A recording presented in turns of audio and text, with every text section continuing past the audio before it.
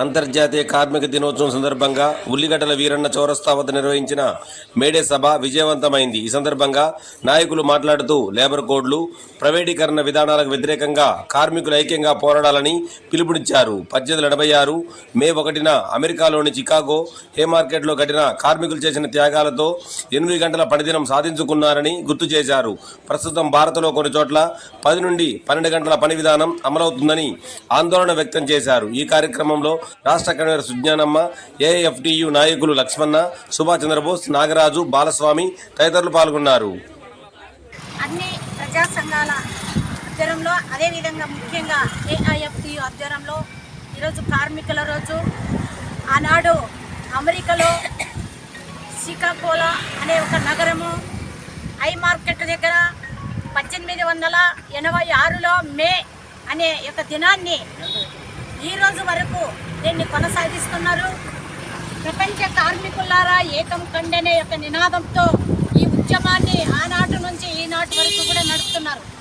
ఆ రోజుల్లో అక్కడ ఉన్న ఆ చికాగో నగరంలో కార్మికులు రక్తం చిందించి వాళ్ళ యొక్క పనితనాన్ని 8 గంటల పని వరకు చేసుకున్నప్పుడు వాళ్ళ పైన అక్కడ ఉన్న ప్రభుత్వం, బ్రిటిష్ ప్రభుత్వం మరి కాల్పులు జరిగేవి.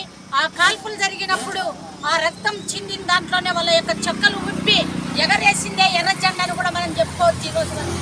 అందుకనే మిత్రులారా, ఈరోజు అంతెందుకు, ఈవేళ మన దేశంలో బ్రిటిష్ పరిపాలన అయిన తర్వాత ఈ దేశానికి స్వాతంత్రం వచ్చి దాదాపు 77 సంవత్సరాలైనప్పటికీ ఇంకా స్వాతంత్రం కింద మనము లేవని బానిసత్వం కింద ఇంకా ఉన్నారని కూడా మనం చెప్పుకోవచ్చు. ఎందుకంటే ఆ బానిసత్వం ఈరోజు కొనసాగుతుంది. ఈవేళ పెట్టుబడిదారులు మరి ఎక్కడో విదేశాలకి తాకట్టు పెడుతున్న పరిస్థితి ఉంది, మన కంపెనీలు తాకట్టు పెడుతున్న పరిస్థితి ఉంది, మన శ్రమ దోపిడిని విదేశాలకు తాకట్టు పెడుతున్న పరిస్థితి ఉంది. ఈవేళ ఆ రోజుల్లోనే షికాగో నగరంలో జరిగిన ఈ యొక్క కార్మికుల రోజు ఈ రోజు ఆ ధోని వరకు మనం జరుపుకుంటున్నామంటే ఇక్కడ ఉన్న అప్పట్లోనే ఎన్నో మిల్లులు ఉన్నాయి. ఇక్కడ ఆదోనిలో ఎంటీ మిల్లు అయితేనేమి, రాయలసీమ మిల్లు అయితేనేమి, కొటార్ మిల్లు అయితేనేమి, ఇదే ఎంఏ మిల్లు అయితే అన్నీ కూడా అన్ని మిల్లులు ఉన్నప్పటికీ కార్మికులు విశాలంగా పనిచేసేవాళ్ళు. వాళ్ళకు ఉపాధి హక్కుని ఎంతో ఉండి వాళ్ళ కుటుంబాన్ని పోషించుకునే వాళ్ళు. ఈరోజు అన్ని మిల్లులు బంద్ అయినాయి, మరి కార్మికులు రోడ్డును పడారు. అందుకనే అయ్యా మేము రోడ్డున పడాం, అదే ఆదోని రెండో బొంబాయిగా పేరుగాంచిన మరి ఈవేళ వ్యవసాయ మార్కెట్ ఉంది. అప్పట్లో ఉపాధి కల్పించిన చిన్న ఫ్యాక్టరీలు ఉన్నాయి, ఇవన్నీ బంద్ పడినాయి. తిరిగి ఒకటి తెరవాలనే ఉద్దేశంతోనే దాదాపు 5 నియోజకవర్గాల ప్రజలు కలిసి కట్టుగా 13 లక్షల జనాభాతో ఈవేళ మన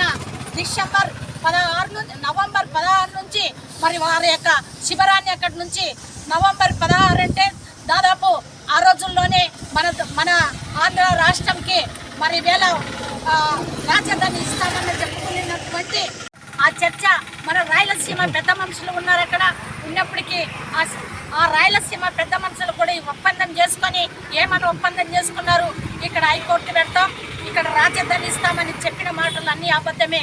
కానీ ఏది ఇవ్వలేకుండా ఈవేళ తెలంగాణ అభివృద్ధి చేశారు, ఈవేళ కోస్తాంధ్ర అభివృద్ధి చేస్తున్నారు, ఈవేళ అమరావతిని అభివృద్ధి చేస్తున్నారు తప్ప రాయలసీమకి మిగిలింది రాలే. ఈరోజు మరి ఇంతమంది 13 లక్షల ప్రజలు మాకు ఆదోని జిల్లా అయితే మాకు ఫ్యాక్టరీలు వస్తాయి, మాకు ఉపాధి కలుగుతుంది, మాకు వలసలు ఆగుతాయి ప్రాజెక్టులు కడితేనే. ఈవేళ మన ఉల్లిగడ్డల వీరన్న తాత సాక్షిగా ఆయన ఏ స్వార్థం లేకుండా ప్రజలకు అంకితమై తన బిడ్డలను కూడా కనకుండా తన ఆస్తులు కూడా సంపాదించుకోకుండా ఆయన ఎంత ఉన్నతమైన సేవ చేసి ఈవేళ మనకు నిలబెట్టిపోయినారు. దాన్ని కూడా నిలబెట్టుకుని లేని కార్మికులు ఈరోజు ఉన్నారు.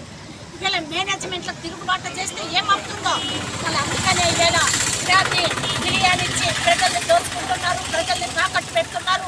మన ఓట్లు విలువైన ఓట్లు అంబేద్కర్ ఇచ్చిన చట్టాన్ని ఈవేళ తుంగన దోస్తున్న ఈ నాయకులు, ఈ పాలకులను, ఈ రాక్షసి పాలన పోవాలంటే ఖచ్చితంగా ప్రజలంతా ఏకమయ్యి మన ఉద్యమాన్ని కొనసాగించాలా. ఖచ్చితంగా ఇలా చేసేంత వరకు మా పోరాటం ఆగదు. ఈ పోరాటంలోనే భాగంగా ఈరోజు మేడే కార్మికులు అంటే ఎవరో ఒక అర్బన్ నక్సలైట్లో కాదు, వాళ్ళ యొక్క శ్రమని, వాళ్ళ యొక్క హక్కును కాపాడుకున్న రోజు ఈరోజు. మనం భయపడాల్సిన అవసరం లేదు. ప్రతి కార్మికుడే రోడ్డు మీద కసునుకేవాడు కార్మికుడే, హోటల్లో పనిచేసే వాళ్ళు కార్మికులే, మహిళా కార్మికులు ఉన్నారు. ఈరోజు ఇక్కడ చందనాస్ ఉంది, అక్కడ విశాల మార్కెట్ ఉంది. ఇవన్నీ దాంట్లో కూడా మహిళలు కనీసం 12 గంటలు నిలబడాల్సిందే. పొద్దున 7 వచ్చి రాత్రి 9 గంటల వరకు నిలబడుతున్నారు. కనీసం వాళ్ళకి డేట్ వస్తే కూడా వాళ్ళకి కూర్చోడానికి లేని పరిస్థితి ఉంది.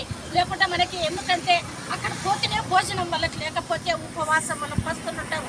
అందుకని మన హక్కులు మనం కాలం వేసుకోకుండా అందరూ ఏకమై ఎక్కడైతే దోపిడీ జరుగుతుందో ఆ దోపిడీని కూల్చేంత వరకు ఈ పోరాటం ఆగదని మనం అందరూ కూడా కలిసి కట్టుగా ఆదోని జిల్లా అయితేనేమి ఆదోనిలో ఉన్న ప్రతి ఒక్క దాని మీద మనం ఉద్యమించాలని, ఎక్కడ జరుగుతున్న ఆ దోపిడీని ఆపాలని మీ అందరికీ కోరుకుంటూ ఇక్కడ వచ్చిన మన యొక్క జేఎస్ వాళ్ళు నాగరాజు అయితేనేమి, గోవిందన్న అయితేనేమి, బాలస్వామి అయితేనేమి అందరూ కూడా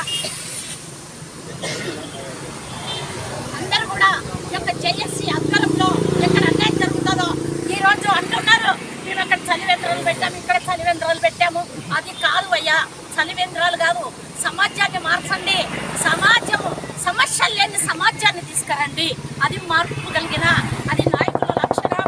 వీళ్ళ నాయకులు ఒక కొమ్మ కాస్తూ ఉద్యమాలు చేస్తున్నారు. ఆ ఉద్యమాలు కాదు, నీతి నిజాయితీగా పోరాడే తీర్థం ఆదోని జిల్లా సాధిస్తాం. మేడే ఇక 147వ మేడే వచ్చిందాలని కోరుకుంటూ ఇక్కడ వచ్చిన రాష్ట్రీయ మహిళా సంఘాలు వీళ్ళ మహిళలు ఎంతో కష్టపడుతున్నారు. ఈ దేశంలో మొట్టమొదటిసారిగా మహిళ ఒక ప్రకృతిలో భాగంగా ఒక ప్రత్యేక ఉత్పత్తికి ఇచ్చిండేది మహిళలు. దాన్ని గుర్తించలేకపోతున్న పరిస్థితి వేళ మహిళలు ఎంతో కష్టపడుతున్న పరిస్థితి. ఆ మహిళల కోసం కూడా మేము పోరాటం చేస్తామని తెలుపుతూ మీ అందరికీ ఇంట్లో ధన్యవాదాలు తెలుపుతూ ముగిస్తున్నా. వర్ధిల్లాలి, వర్ధిల్లాలి, వర్ధిల్లాలి 140వ మేడే. రాష్ట్ర అధ్యక్షుగా రేస్లో కూడా పనిచేస్తున్నాం. సహకరించాల్సిన అవసరం ఉంది. నేను విద్యార్థి సంఘ నాయకుడిగా ఎస్ఎఫ్ఐ ఏఎస్ఎఫ్ఐలో కూడా కొనసాగినప్పుడు, డిగ్రీ చదివేటప్పుడు, ఎంబీఏ పిహెచ్డీ చదివేటప్పుడు కూడా, తర్వాత నిరుద్యోగ సంఘ నాయకుడిగా, తర్వాత ప్రైవేట్ ఎంప్లాయీస్ అసోసియేషన్ అధ్యక్షుడిగా, ఈ విధంగా రకరకాల వ్యవస్థల్లో ఉంటూ ఎక్కడ సమస్య వస్తే అక్కడ పోరాటం జరుగుతుంది. మొన్ననే వాళ్ళు తీసేసామన్నారు జీవీ మాలో 200 మందిని తీసుకొని ఒకటే 100 మందిని బయట తీసేసి 50-100 మందిని పెట్టుకుంటామంటే ఆ పోయి వాళ్ళతో మాట్లాడి వాళ్ళ జీతాలు ఇప్పించి వాళ్ళు నిలబెట్టడం జరిగింది. మనమంతా కూడా ఏదో ఆ రోజు పోయినాము, సంవత్సరం కోసం ఫండ్ ఇచ్చినారు, వాళ్ళు మనం అడగలేము, నోరు మూసుకొని వచ్చామనేది కాకుండా ఫండ్ ఇస్తే ఒకటి ఇవ్వకుంటే 2 మన వాళ్ళకి మనకి న్యాయం జరగాల. కాబట్టి ఎన్ని గంటలు పని చేసుకుంటున్నావు, 12 గంటల నుండి 8 గంటల వరకు వచ్చింది.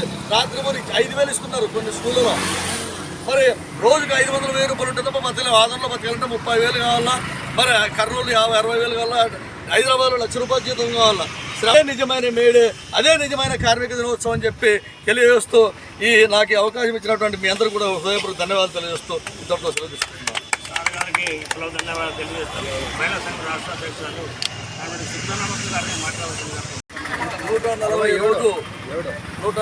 దినోత్సవం, 167వ దినోత్సవం కొనసాగడము చాలా శుభసూచకము.